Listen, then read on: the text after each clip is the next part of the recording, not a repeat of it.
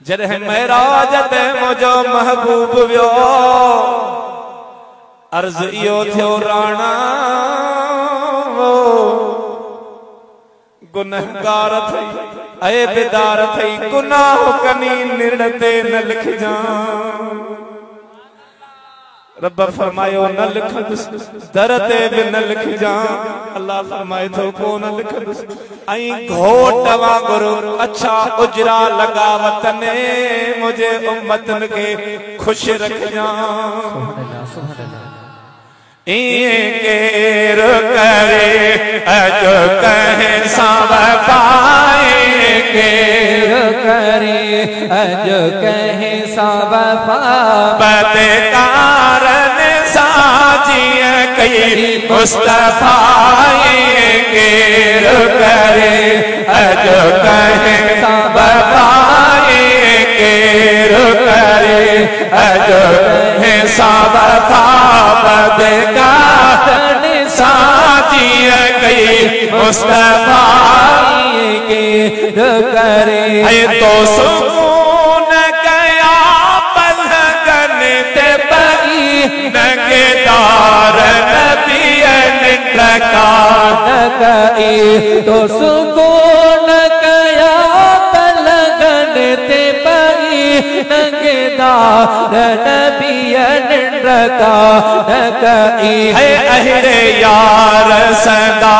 गुण याद न थीगा अहरे यार सदा गुण याद न थई कमे को नहीं दई दुनिया जात फाए केर करे अजो कहे सब पाए केर करे अजो कहे सब पापत कारण साजिया कई मुस्तफाए केर करे जह जे सदके तो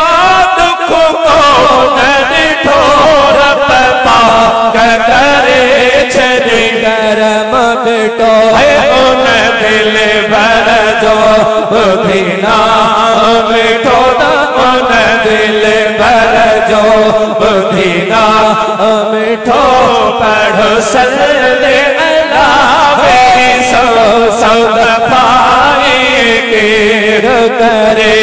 अजो कहे सब पाए केर करे अजो कहे सब पापत कारण साजिया कई मुस्तफाए केर करे के दो खैर मिलो कई खजाने जो सदर हुसैन देना जहाँ के दो खैर मिलो कई खजाने जो सदर हुसैन देना जो है तो ज़ैब बड़ी जो ज़माने जोता तो ज़ैब बड़ी जो ज़माने जो कब खैरुल वरा थियो को न फाए केर करे अजो कहे सब पाए केर करे अजो कहे सब पापत कारण साजिया कई मुस्तफाए केर करे सब सामे हुजूर हलीम जायो ए अज़मीर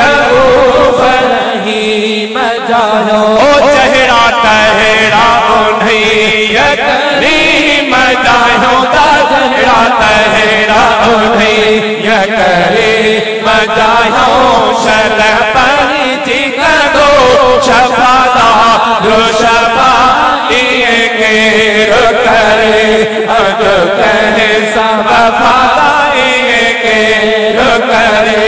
अजो कहे सब पापत कारण साजिया कई मुस्तफाए